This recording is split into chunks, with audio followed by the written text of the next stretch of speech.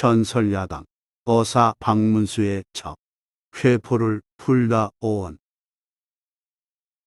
박문수가 젊은 시절의 일입니다. 장가는 들었지만 아직 등과하지 못했기에 고을 원님으로 임명된 외삼촌을 따라 진주로 가서 어린 조카에게 글을 가르치면서 과거 공부에 열중했습니다. 때는 바야흐로 꽃피는 춘 3월, 박문수는 날마다 책을 펴놓고 글을 읽다 보면 자신도 모르게 경치를 바라보곤 했습니다.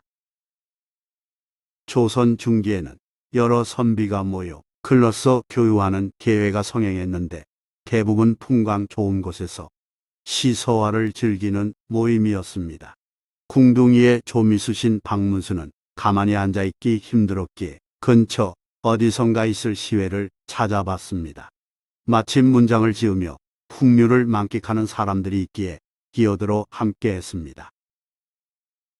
어느 정도 회포를 푸니 세상 사는 맛이 느껴졌습니다. 회포에서 품을 회는 그리워하는 마음, 안을 포는 가슴을 의미합니다. 즉, 바라거나 그리워하는 마음을 가슴에 품고 있음이 회포이며 참았던 속마음을 드러내는 건 보따리 풀듯 풀어놓는 일이기에 회포를 풀다라는 관용어가 널리 쓰이게 됐습니다. 기분 좋아진 박문수는 들뜬 나머지 사람들과 함께 그 무렵 진주, 한량들의 인기를 독점한 명기 일점홍을 보러 갔습니다. 일점홍은 가무의 능함은 물론 시도 잘 짓고 요염한 자태에 애교가 많아서 남자들의 인기를 한몸에 받고 있었습니다. 박문수는 그림의 떡을 바라보듯 눈만 껌복이며 자리에 있다가 집으로 돌아갔습니다. 여러 번 눈을 마주쳤으니 내게 관심이 있다는 뜻이었다.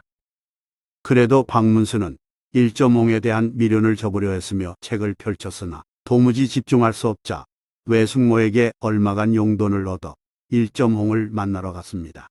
주안상을 앞에 놓고 일점홍의 청아한 노래를 듣고 시를 주고받으며 술잔을 기울이노라니 천국이 따로 없었습니다. 여보게 홍이 달빛 가득한 밤에 우리가 이리 잘 어울리니 참으로 인연인가 보이. 이렇게 말하면서 박문수는 일점홍의 옷 같은 손을 덥석 잡아당겼습니다. 일점홍은 이러지 말라면서도 쓰러지듯 산의 품속에 몸을 던지며 살짝 입술을 내밀었습니다. 다음 순간 두 사람은 굶주린 늑대가 살코기를 뜯어먹듯 서로를 탐닉했습니다. 일점홍도 박문수를 마음에 들어 했습니다. 몇 달을 금욕한 상태의 박문수는 맹수로 돌변했고 이미 남자를 많이 접한 일점홍은 능숙한 곁에로 사내에 들뜬 넋을 완전히 사로잡았습니다. 꿈 같은 하룻밤을 보낸 박문수는 이후 공부를 등한히 하고 수시로 일점홍을 찾아가 붕뜬 나날을 보냈습니다. 그러는 가운데 계절이 바뀌어 가을이 됐습니다. 그러던 어느 날 박문수가 변소에서 용변을 보다가 안악들이 어떤 여자를 흉보는 말을 들었습니다. 얼굴이 흉측하게 생겼다느니 첫날 밤에 소박을 맞을 만하다느니 꿈에 보일까 걱정이라느니 소박대기 곰보라느니 등등 듣는 사람이 민망할 정도로 수군거렸습니다. 도대체 어떻게 생겼기에 저렇게 흉을 볼까? 궁금증이 생긴 박문수가 알아보니 이웃에 사는 과부의 딸이었습니다. 22세 때 간신히 혼인했으나 첫날 밤에 얼굴을 본 신랑이 곧바로 내쫓아버리는 바람에 친정으로 돌아와 서른이 되도록 남의 집 상리를 하면서 입에 풀칠하고 살아가는 홍씨는 얼굴이 흉하게 얽은 곰보에 언청이에 심한 뻐드렁니에 한쪽 다리를 저는 절름발이었습니다. 홍씨는 저녁에 물을 길기 위해 우물로 나갈 때마다 동네 아낙네나 아이들로부터 손가락질을 받았지만 애써 외면하고 무심히 지나쳤습니다.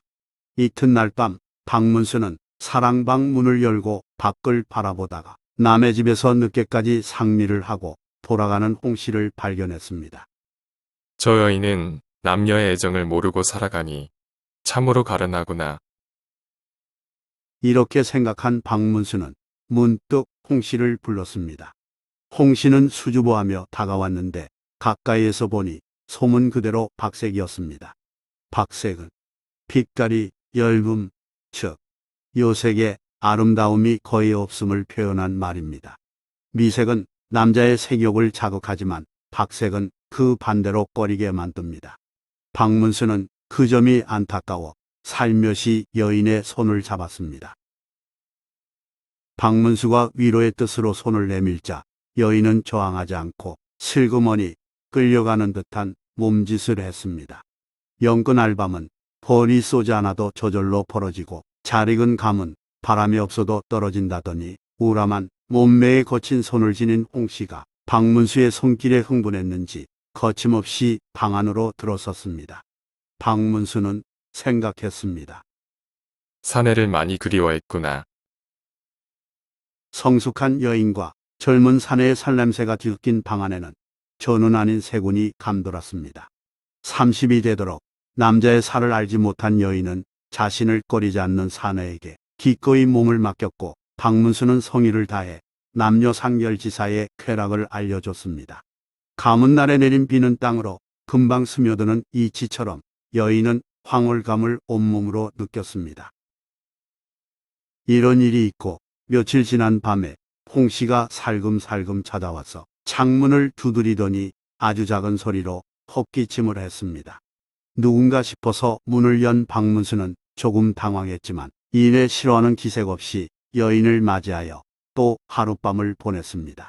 이후에도 홍씨는 이따금 밤에 찾아왔으며 그럴 때마다 박문수는 적선하는 셈으로 여인의 요구를 들어주었습니다. 홍씨로 인해 박문수가 1.홍을 만나는 횟수는 줄어들었지만 1.홍은 괴이치 않고 다른 한량들과 시간을 보냈습니다. 몸이 멀어지면 마음도 점차 멀어지는 법이니까요.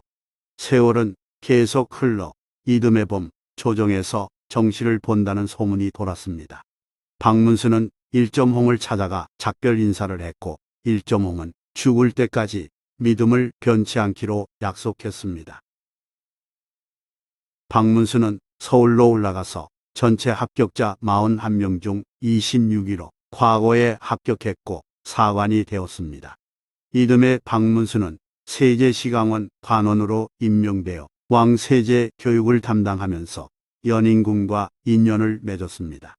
이를 계기로 박문수는 1724년 즉위한 영조가 가장 총애했던 신하가 됐으며 1731년 영남어사로 경상도를 살피는 임무를 맡았습니다.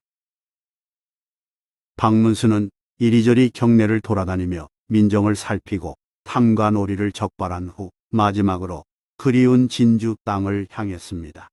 8년 만에 다시 진주를 찾으면서 박문수는 거지 차림으로 가장 먼저 1.홍의 집으로 갔습니다.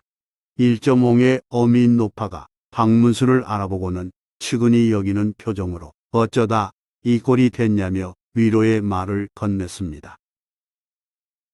박문수는 과거에 실패하고 홧김에 남봉을 부리다가 집에서도 쫓겨나 사방으로 떠도는 처지라고 둘러댄 후 1.홍 소식을 물었습니다.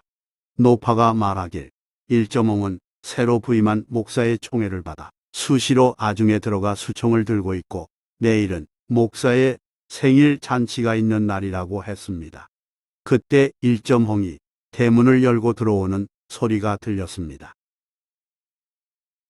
노파는 마중 나가서 1.홍에게 말했습니다. 아가, 예전에 너와 좋게 지내던 사촌 박서방이 오셨다. 어서 들어가서 뵈어라. 이에 대해 1.홍은 대수롭지 않다는 듯 방 안으로 고개만 내밀고 박문수를 한번 훑어보더니 이내 건너방으로 건너가서 옷을 갈아입으며 노파에게 더러운 비렁뱅이를 빨리 내쫓으라고 말했습니다. 사람 좋은 노파는 미안해하며 저녁상을 차려줬지만 박문수는 뱃속이 불편하다고 말하고는 그 집을 나왔습니다.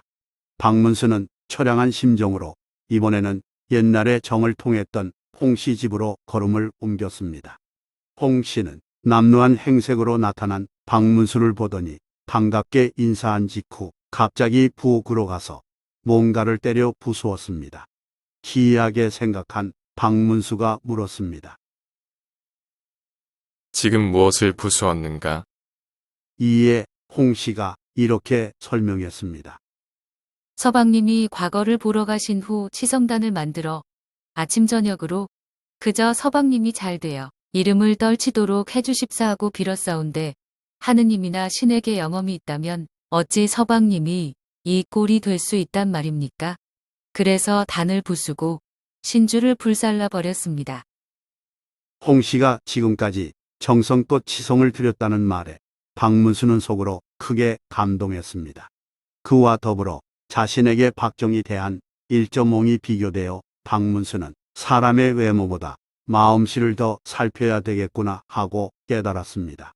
그날 밤 홍 씨는 무척 속상한 마음에 연신 눈물을 흘렸지만 박문수는 좋은 날이 있을 거라며 홍 씨를 다독여 주었습니다.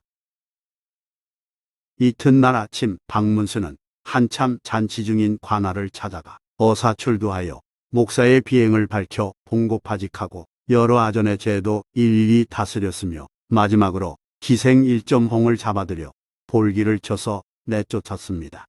그리고 홍 씨를 소실로 삼고자 사인교에 태워 사천 봉가로 보냈습니다. 그러자 그전까지 홍 씨 외모를 흉본 사람들은 태도를 바꿔 부러운 마음을 드러냈다고 합니다. 좋아요 및 구독은 만물유래 전설야담 영상 제작에 큰 힘이 됩니다. 고맙습니다.